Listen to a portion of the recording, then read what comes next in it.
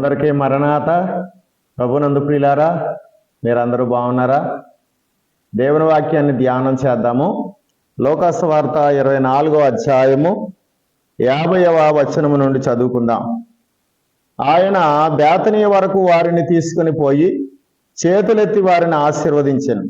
వారిని ఆశీర్వదించుచుండగా ఆయన వారిలో నుండి ప్రత్యేకింపబడి పరలోకమునకు ఆరోహణుడాయను.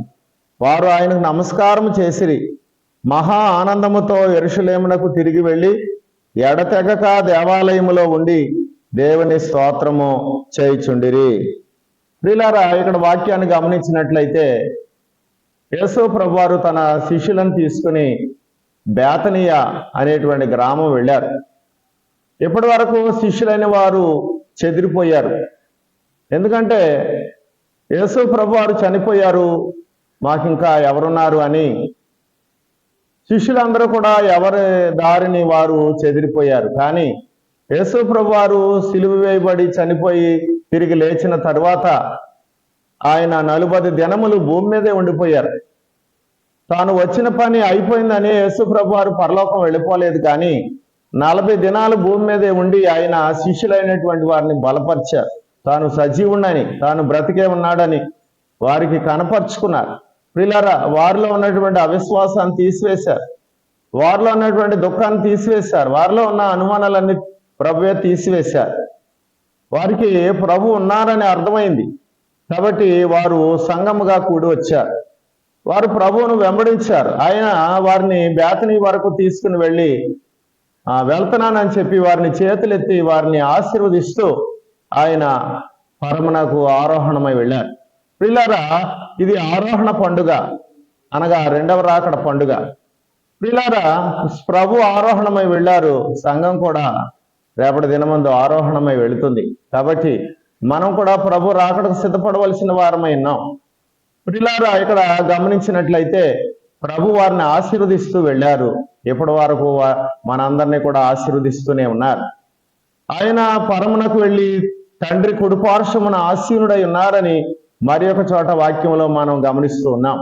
కాబట్టి ప్రియులారా, వారు అనగా శిష్యులు వెళ్ళిపోతున్నటువంటి ప్రభువును చూచి వారు ఆయనకు నమస్కారం చేశారు, ఆనందించారు. ఎందుకంటే యేసు ప్రభు వారు మన అందరి తండ్రి దగ్గరికి వెళుతున్నారు, మరలా వస్తారు, ఆయన మనల్ని తీసుకుని వెళతారు అనేటువంటి విశ్వాసం వారిలో ఉంది.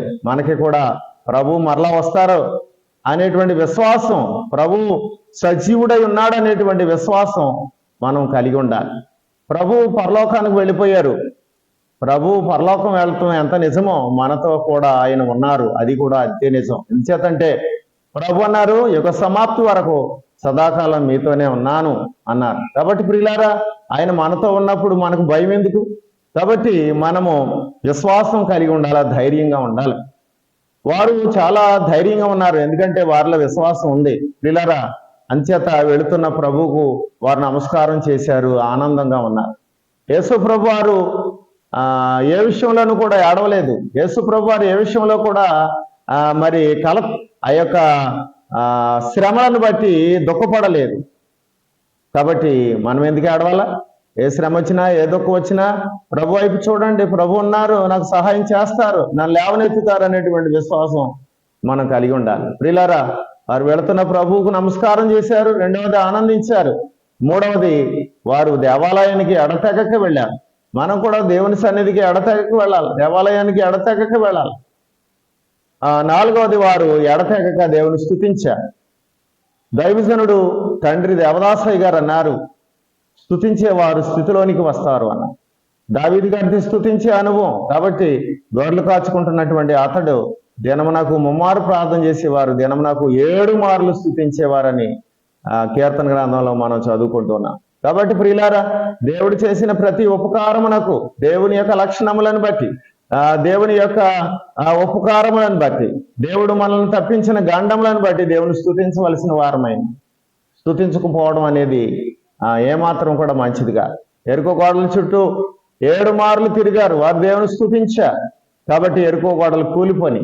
కాబట్టి దేవుని బిడ్డలకు దేవుని స్తుతించినప్పుడే జయము.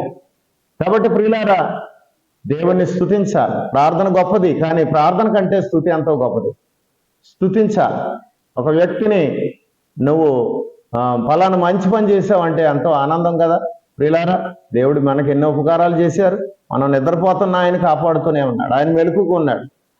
మనం అడగకముందే ఆయన మనకి ఎన్నో సిద్ధం చేశారు. మనకు మంచి వస్త్రాలు ఇచ్చారు, మనకు మంచి వాహనాలు ఇచ్చారు, అలాగే మనకి ఎన్నో మరి ఉపకారాలు ప్రభు చేశారు. కాబట్టి ప్రియులారా, మనం దేవుని స్తుతించవలసిన వారమైన. కాబట్టి వారు 4 పనులు చేశారు. ఒకటి నమస్కారం చేశారు, రెండవది మహానందంతో ఉన్నారు, మూడవది ఎడతెగక దేవుని మందిరానికి వెళ్ళారు, నాలుగవది ఎడతెగక దేవుని స్తుతించారు. కాబట్టి ప్రియులారా, దేవుని స్తుతించండి. ఆ యొక్క శిష్యులు వెళ్ళిపోతున్నటువంటి ప్రభువుని బట్టి దుఃఖపడాలి, కానీ వారు తేరి చూస్తున్నారు. ఎవరైతే దేవుని వైపు తేరి చూస్తారో వారు తప్పనిసరిగా వారు చాలా ధైర్యంగా ఉంటారు. అంతేకాదు వారు ఆ యొక్క రాకడలో వెళ్ళగలరు. ప్రియులారా, అపొస్తల కార్యాలు 1వ అధ్యాయం 6వ వచనం నుండి చదివితే ఇంకా ఎన్నో సంగతులు మనం గమనించగలం. కాబట్టి ప్రియులారా, అక్కడ 2 మనుషులు కనబడి ఏమన్నారంటే, ఏ రీతిగా ఆయన వెళుతున్నారో ఆ రీతిగానే ప్రభు మరలా తిరిగి వస్తారన్నారు. కాబట్టి ఆయన మరలా వస్తారు.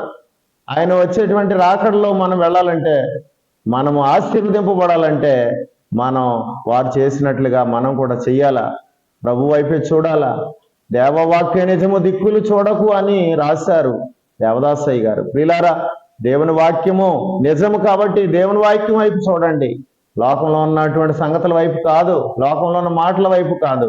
వారు దేవుని వైపు చూచారు కాబట్టి చాలా సంతోషంగా ఉన్నారు. ఎన్ని శ్రమలు వచ్చినా సరే వారు సంతోషంగా ఉన్నారు. కాబట్టి ప్రియులారా, ప్రతిదానికి కృంగిపోతున్నారా? ప్రతిదానికి కూడా అలజడి చెందుతున్నారా? త్వరగా మీలో ఉన్నటువంటి ఆ యొక్క సంతోషం పోతుందా? భయం వస్తుందా? దేవుని వైపు చూడండి. శిష్యులు దేవుని వైపు చూచారు కాబట్టి వారు మహా ఆనందంతో ఉన్నారు. ప్రియులారా, మనం కూడా ఎల్లప్పుడూ సంతోషంగా ఉండి మనము ఆశీర్వదింపబడాలంటే, ఆ యొక్క దావీదు గారి వలె, స్తుతించిన దావీదు గారి వలె మనం ఆశీర్వదింపబడాలంటే మనం దేవుని స్తుతించాలి, దేవుని వైపు చూడాలి, దేవుని ఆరాధన చేయాలి. ప్రభు ఈ కొద్ది మాటలు దీవించును గాక. ఆమేన్. అందరికీ మరణాత.